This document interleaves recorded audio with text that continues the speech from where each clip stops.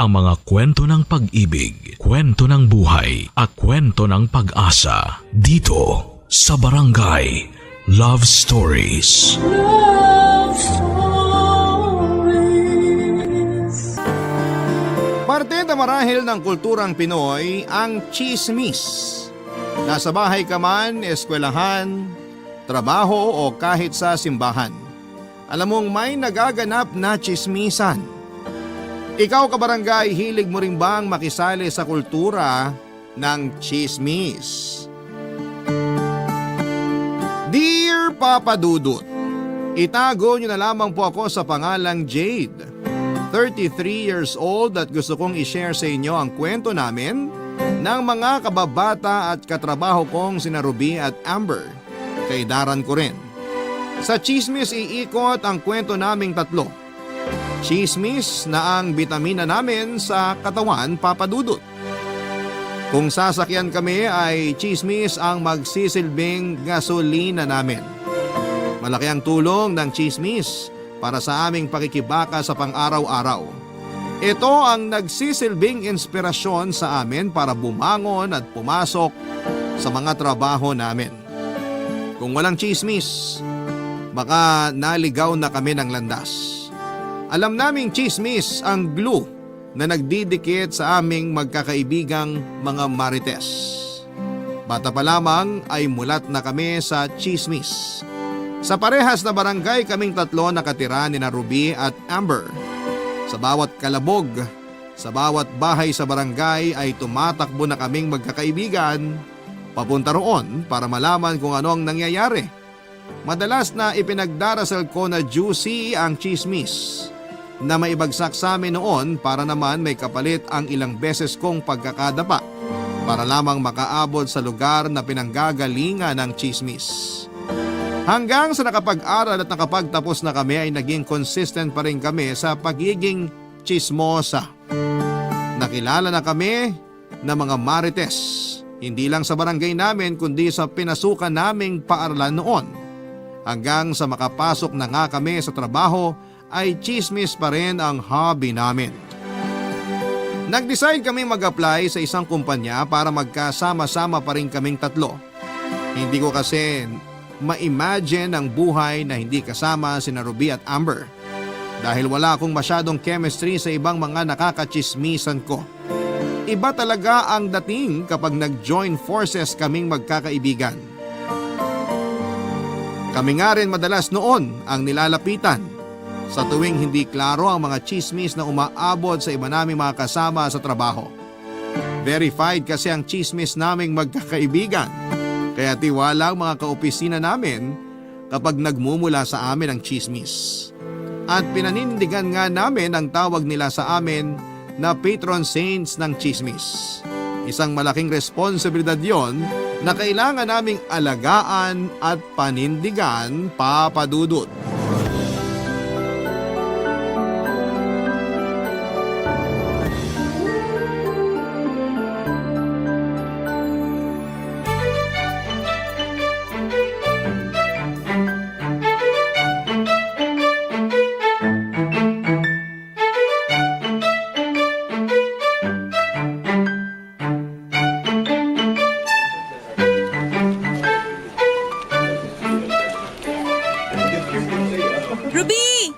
Oh, Jade, Asan si Amber? nag-CR lang saglit. Kumulo yung sikmura niya kasi kumain ng dahon ng akasya at ampalaya. Ew, kumain siya ng ampalaya? O, di ba ang weird niya?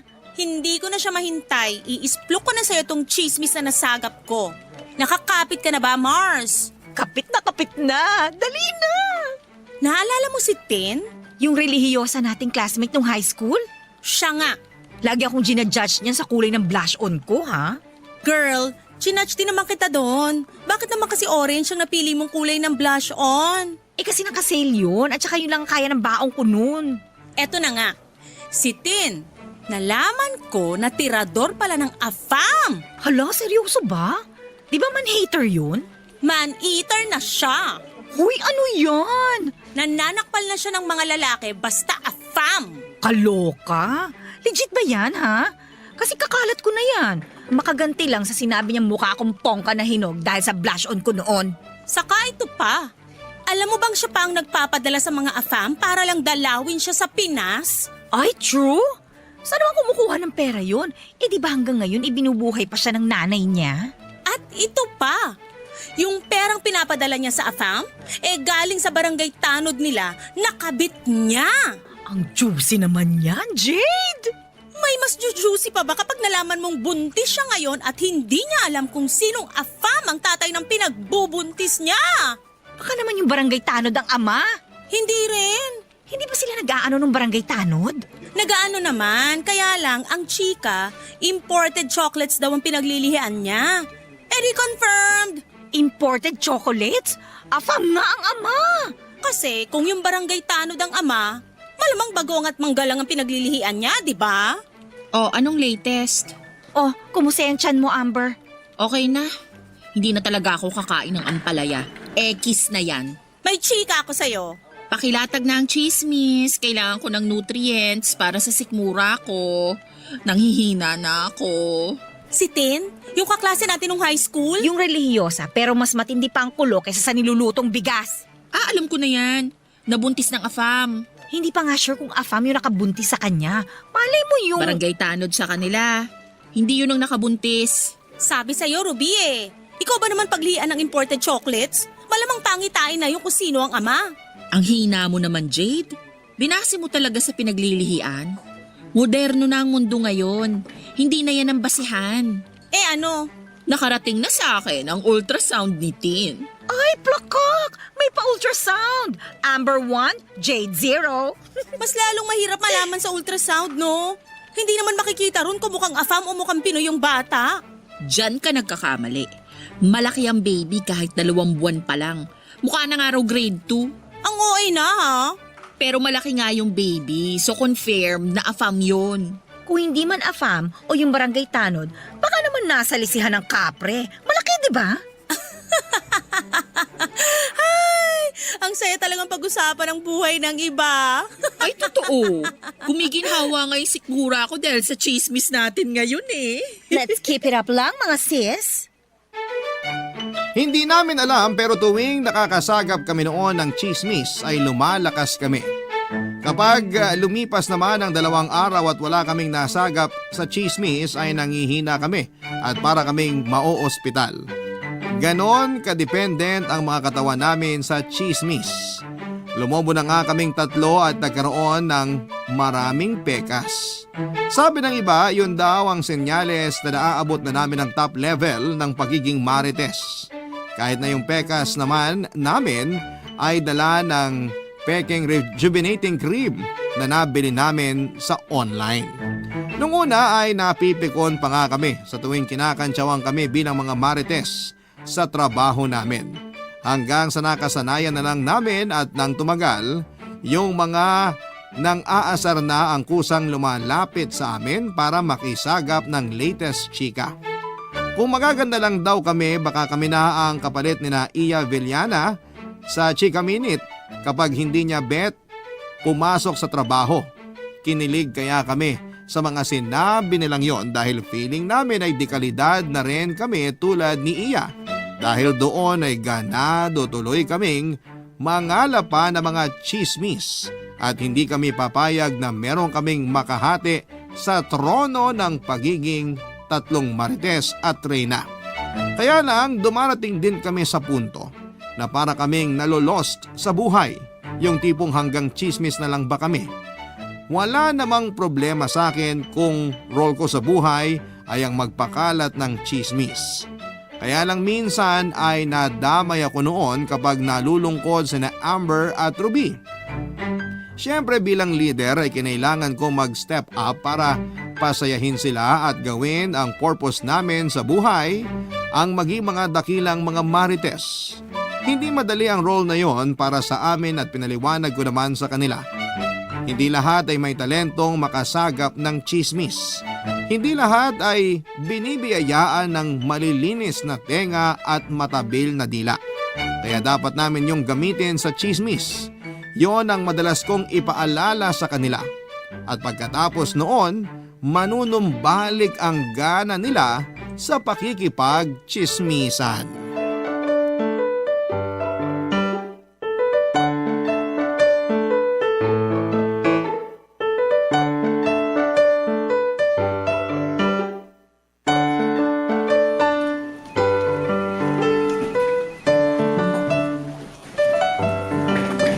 Ruby, na-chismis ka today?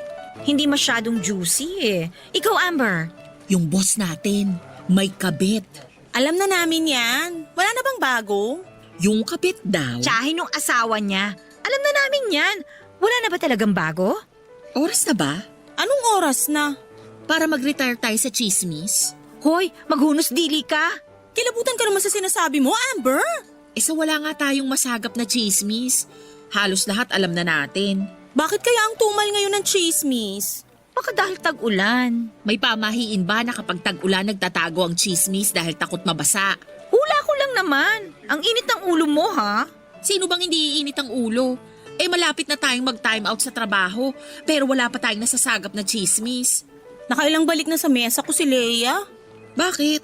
Nakikisagap ng chismis. Sabi ko wala pa. Naku, dapat di mo sinabi kay Leia na wala tayong chismis. Di ka nag-iisip, Jade. Paano kung i-chismis tayo ni Leia sa iba na wala tayong kwentang mga marites? Alam mo ba kung gaano kasakit sa pride yun? Ilang taon na nating pinangangalagaan ang pagiging marites natin. Anong magagawa ko? Sa wala nga tayong chismis na matino ngayon. Oras na nga yata, ha?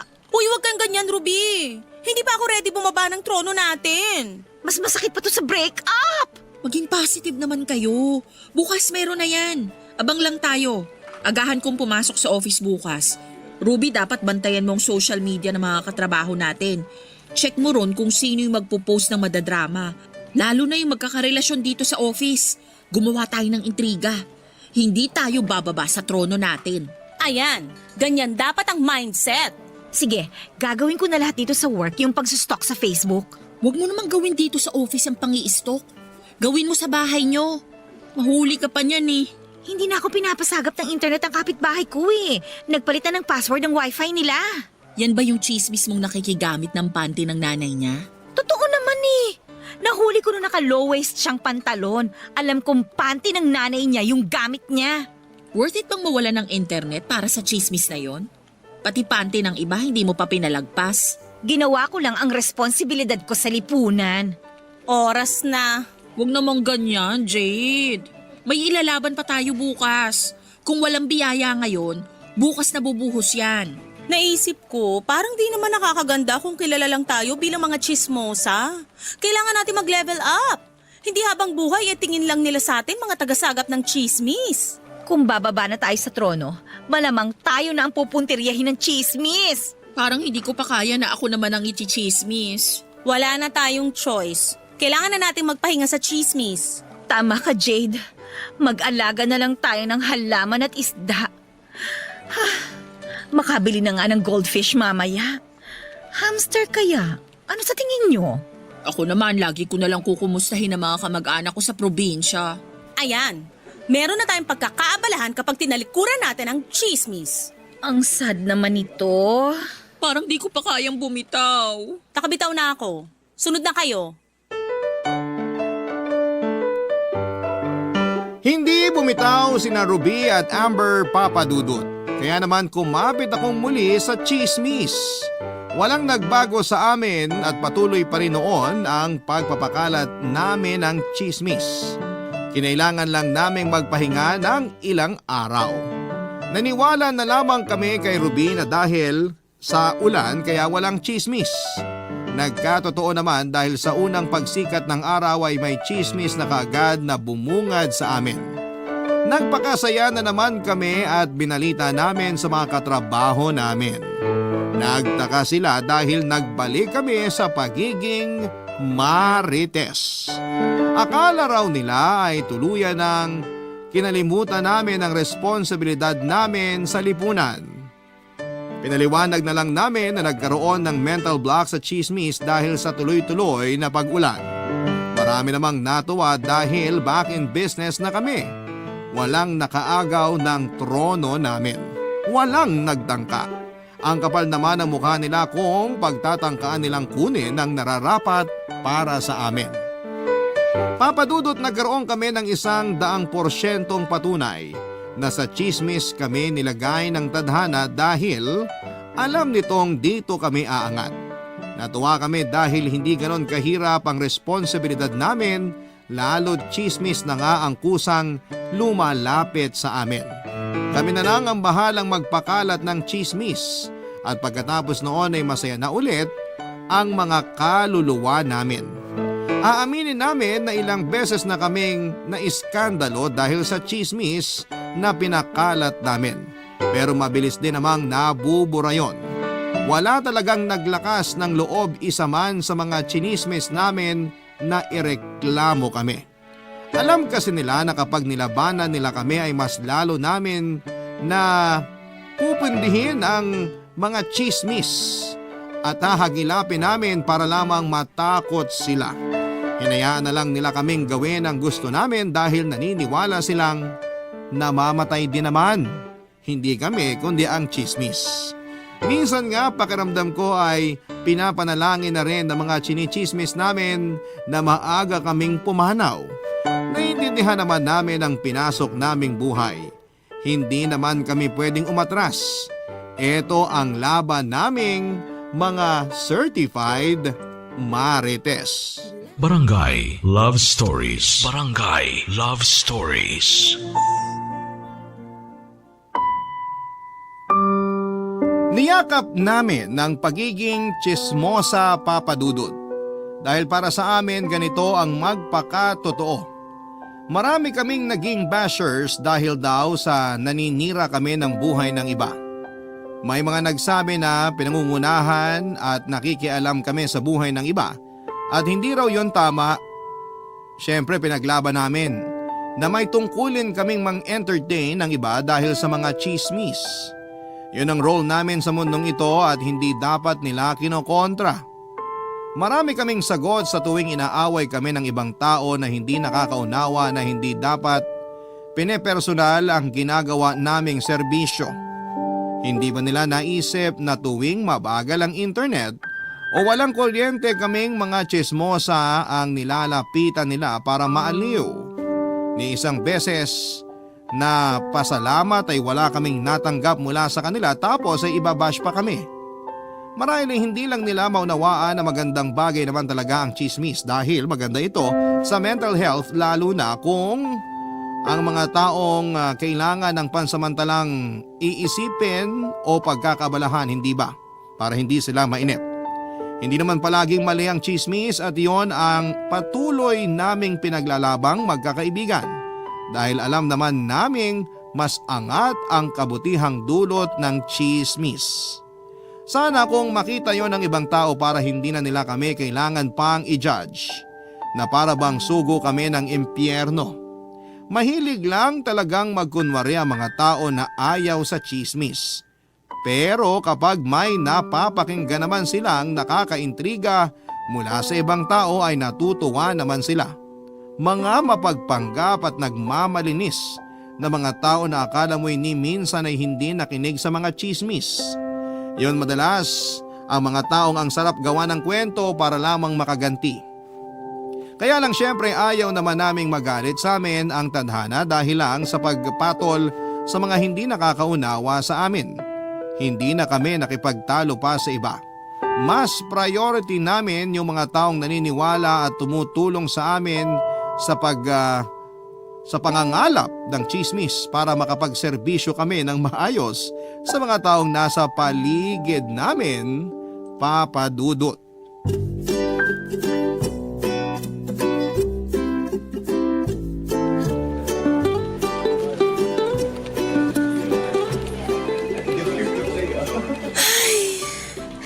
Ang fulfilling ng araw na to.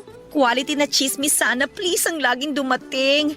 Yung chismis na kahit ilang dekada nang lumipas, pag-uusapan pa rin. Ay, nakakatuwa na nakapaghatid tayo responsibly ng mga chismis ngayon. At konti lang ang pumalag sa mga chismis na ikinalat natin. Unti-unti natatanggap na sa lipunan ang malaking ambag ng chismis sa ating buhay. Plakak! Ilang buhay na rin ang nabago natin dahil sa chismis, hindi ba? Ay sobra! Naalala ko nung nagkahiwalay yung kapitbahay ko at yung jowa niya dahil sa akin. May bubog ka talaga sa kapitbahay mo, no, Ruby?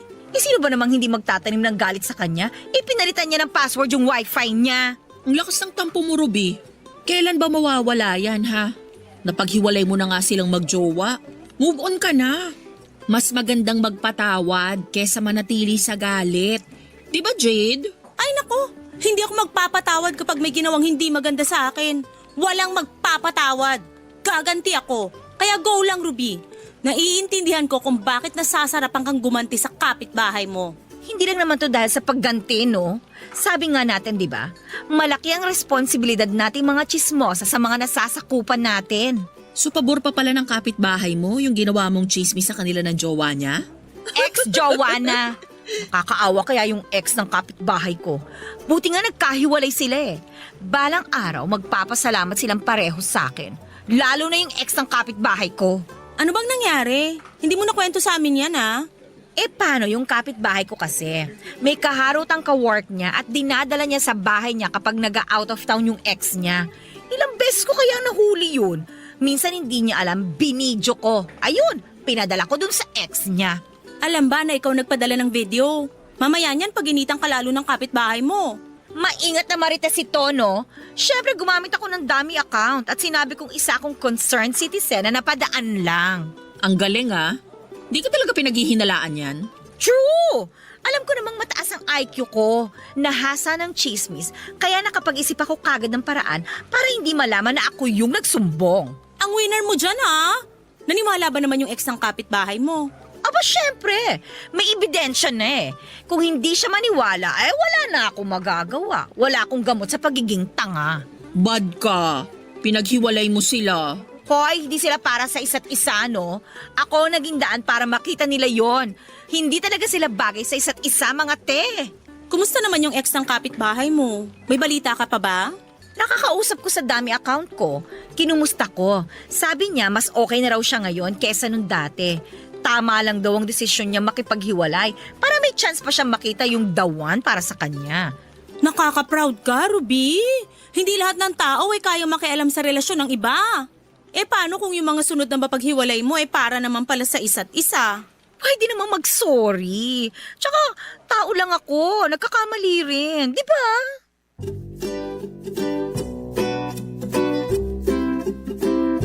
Natuwa ako para kay Ruby dahil meron na naman siyang panibagong purpose sa buhay.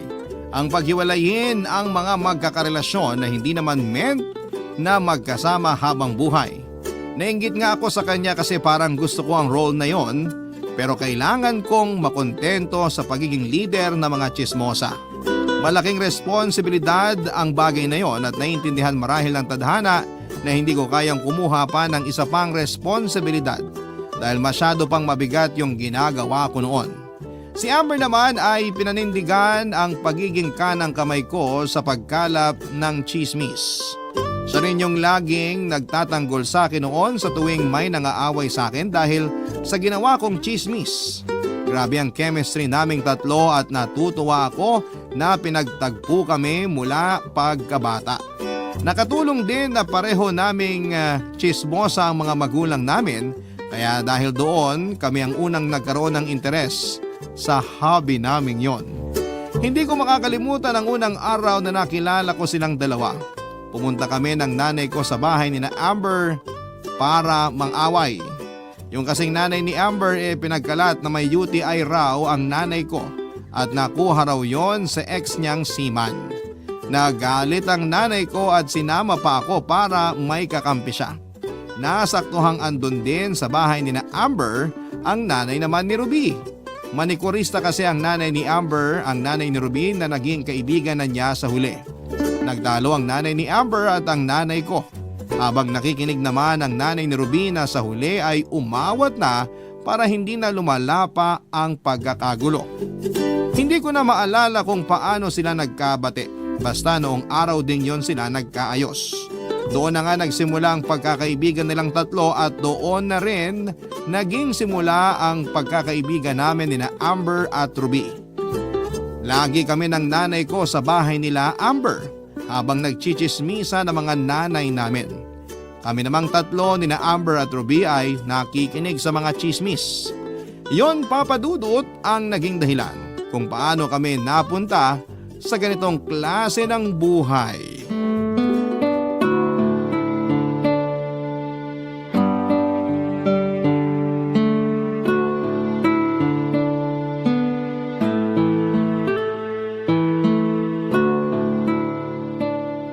Amber, Ano yun?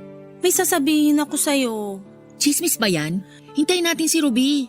Kailangan ko lang kasi ng advice. Teka, hindi yan chismis? Mukhang seryoso ka ah. Ay, nagkaroon tuloy ako ng problema sa relasyon ko. Kay Felix? Malamang, meron pa ba ako ibang karelasyon? Nagtatanong lang, ang init ng ulo mo ah. Sino ba namang hindi iinit ang ulo? Ay, pakiramdam ko kasi may kabit siya. Baka naman nag-overthink ka lang. Normal yan sa mga malapit ng ikasal gaya mo. Napapraning ka lang. Hindi ba kapraningan yung nagpalit siya ng password sa cellphone niya at Facebook nang di nagsasabi sa akin? Ay, alam mo ang password ng Facebook at cellphone niya?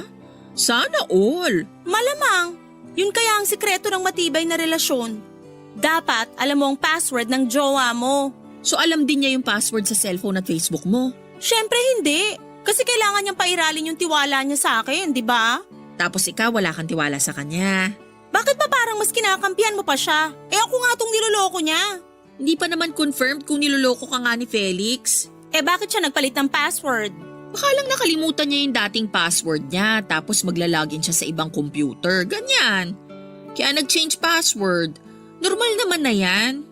Si Ruby nga monthly kung magpalit ng password. Malala ang pagiging makakalimutin. Eh di sana tinanong niya sa akin kung nakalimutan niya, di ba? Memorize ko by heart ang password niya. Sana napapraning ka lang. Sana nga. Pero iba talaga kutob ko eh. Bukod sa password, ano pa kasi yung napansin mo? Lagi na siyang naliligo. Parang normal lang naman yung maligo lagi. Mare, ibahin mo si Felix. Mula nung naging kami, swerte na kung makaligo siya ng 4 na beses sa isang linggo. Ngayon kasi araw-araw na eh. Di ba nakakapraning? Gusto lang niyang maging mabango. At ito pa, lagi na siyang nagsusot ng sapatos tuwing lumalabas siya. Lagi lang kaya siyang nakatsinelas. Ultimo kasal ng kapatid niya, nakatsinelas siya. Nag-promise siya sa sarili niya na hindi siya magsasapatos dahil gusto niya laging nakakahinga yung mga paa niya. Lahat ng tao pwedeng magbago ng nakasanayan o gusto. Mas lalo kung napraning sa sinabi mo eh. Eh di ibig sabihin pala, nagbago na rin siya ng feelings para sa akin? May bago na siyang gusto? Hindi naman ganun. Ay nako, mali ang naisip mo sa sinabi ko. Para ako nanghihina dahil sa problema ko kay Felix. Wala ka pa namang problema kay Felix. Siguro may mga pagbabago lang din talaga siya sa sarili niya. Oh, ayan ka na naman. Nakakapraning yung sinasabi mo.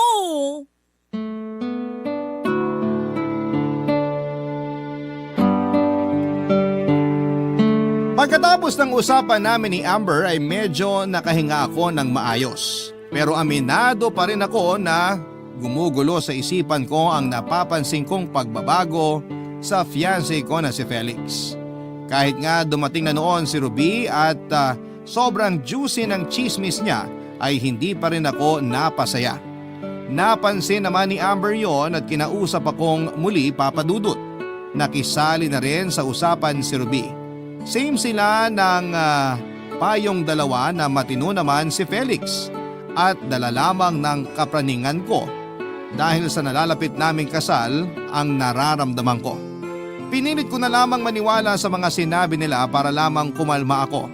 Nagpaalam na ako para umuwi ng bahay dahil nangihina pa ako at kailangan kong mapag-isa. Hinayaan naman nila ako papadudot.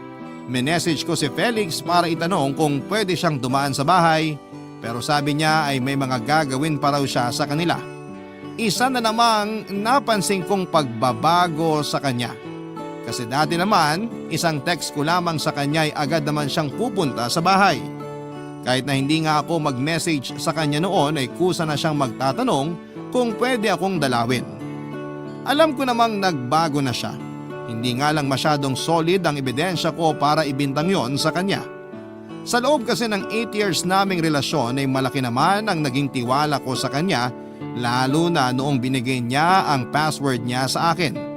Sa loob ng 8 years namin ay naging masaya ako sa piling niya at mas lalo akong naging masaya noong inaya na niya akong pakasalan. Kaya lang after ng proposal ay parang may naging pagbabago sa kanya. Halos hindi ko maramdaman na mahal na rin niya ako. Noong una ay iniisip kong baka dala lamang ng pressure at gasto sa pagpapakasal yon.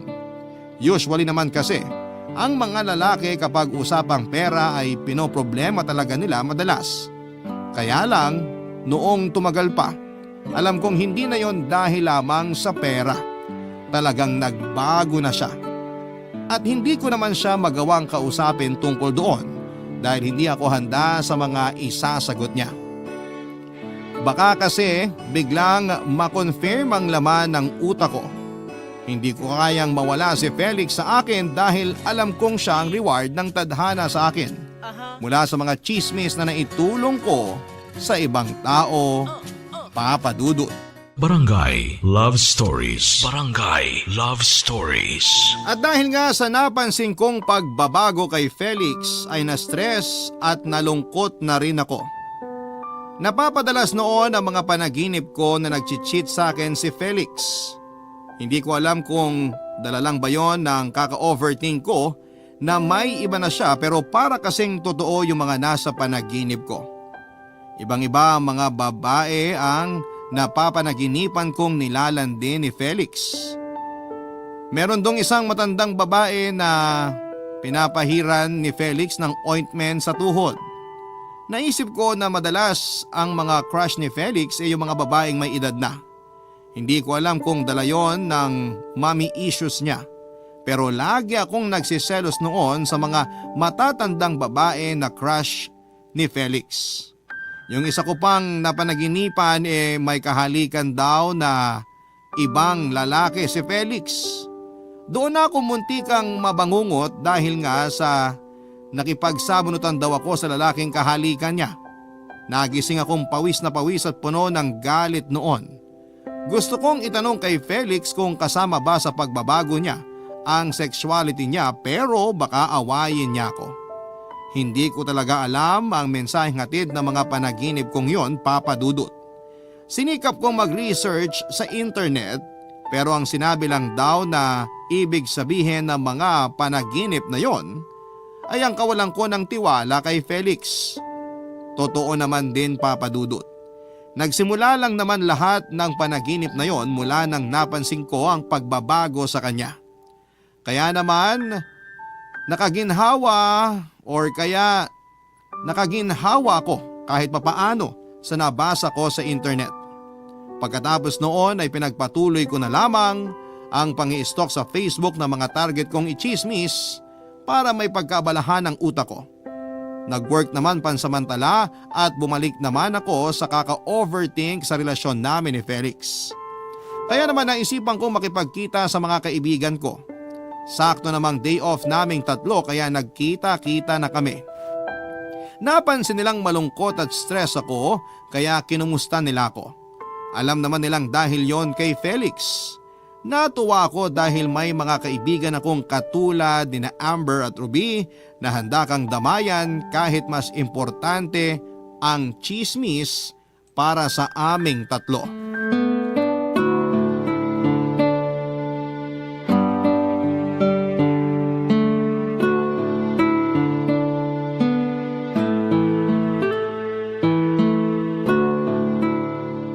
Huwag mo masyadong dibdibin yung panaginip mo. Hindi naman nagkakatotoo yan. Ako nga nanaginip ako na nanalo raw ako sa loto. Pero hanggang ngayon wala naman. Bakit? Tumaya ka na ba sa loto? Hindi pa. Kaloka ka, Amber. Umaasa ka naman nanalo, hindi ka naman tumataya. O basta ang point ko rito, hindi totoo ang panaginip. Baka kabaliktaran pa ang ibig sabihin niyan. Baka super loyal din naman talaga sa'yo si Felix. Nakikita naman namin yung mula nung naging kayo eh. Tama. Saka sa 8 years nyo, nahuli mo na ba siyang nagloko? Hindi pa naman. Kaya lang baka ngayon na siya nag-start magloko. Baka sawa na siya sa akin. Grabe ang kapraningan mo ha. Mahal ka ni Felix. Alam naming lahat yun. Pero bakit di ko naramdam? Baka masyadong busy. Di ba sinabi mo dati na nagdo-double shift siya sa trabaho para makaipon sa dream wedding mo? Tapos 'di ba sabi mo rin dati na siya yung umaasikaso ng kasal nyo? Pagod lang siya sa kakatrabaho at pag-aasikaso ng kasal nyo. Pero sigurado kami na hindi siya pagod sa'yo. Huwag ka nga mag-overthink. Sana nga ganun eh. Kaya lang alam kong may mali. Ayokong mangbintang pero ramdam ko may iba siyang babae. Kami na ang bahala mag-imbestiga kung meron man siyang babae.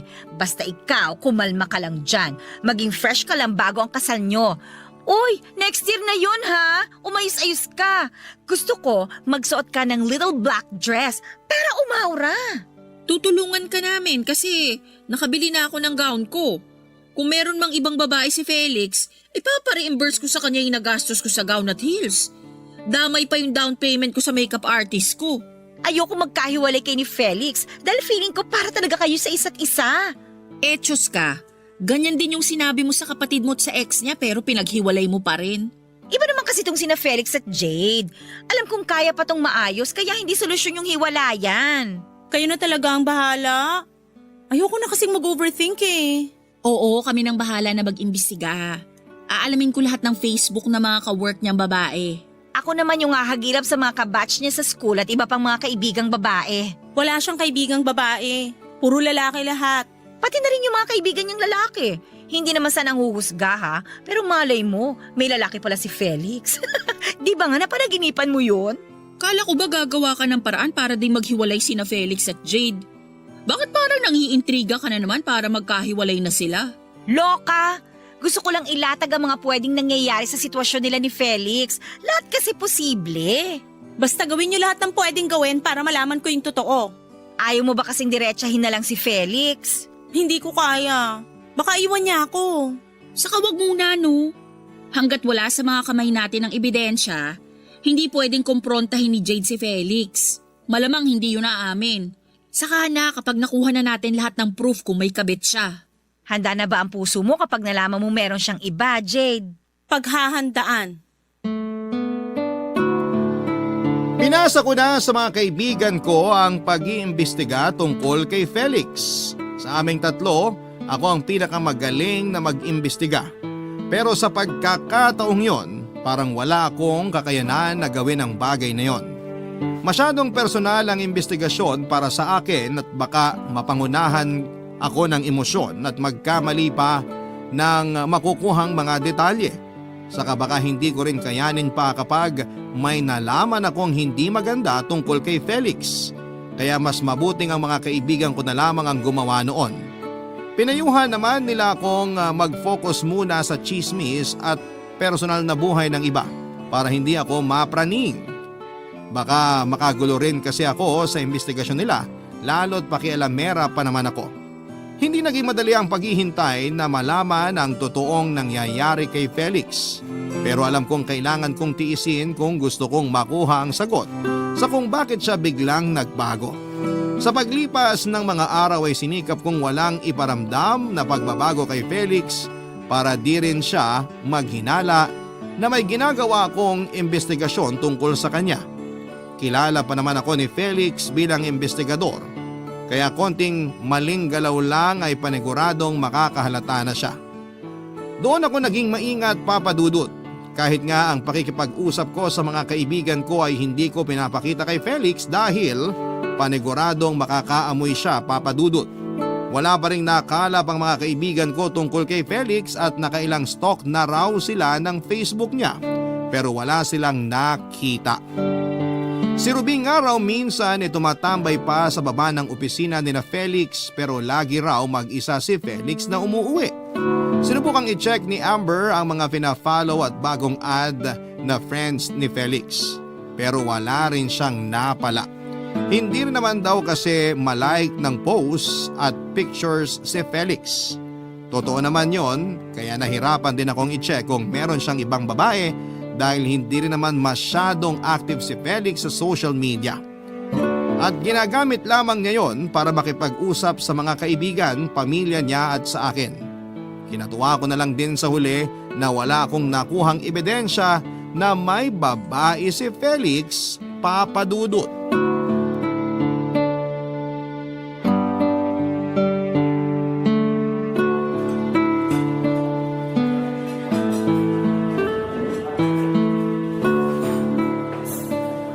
Thank you, Amber, sa pag-iimbestiga kay Felix, ha?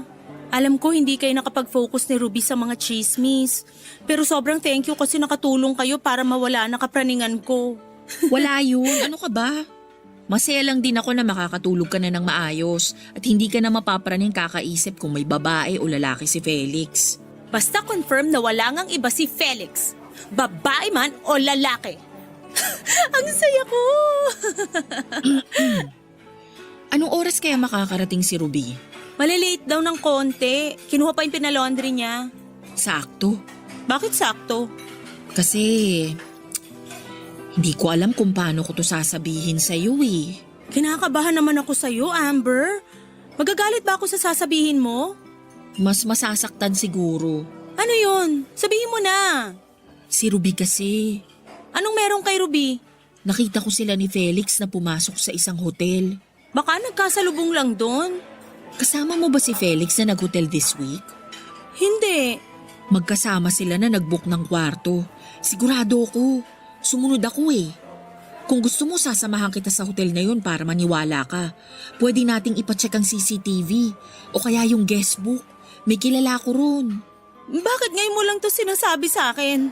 Hindi ko alam paano sasabihin sa'yo kasi lagi nating kasama si Ruby.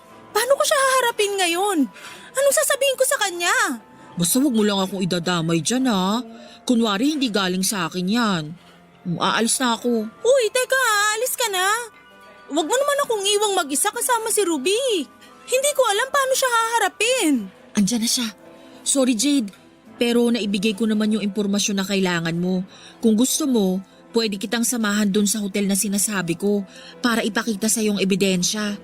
O aalis na ako ha. Bye! Amber!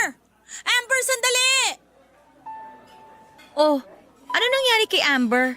Di man lang ako pinansin. Nagmamadali pang umalis. Nag-away ba kayo?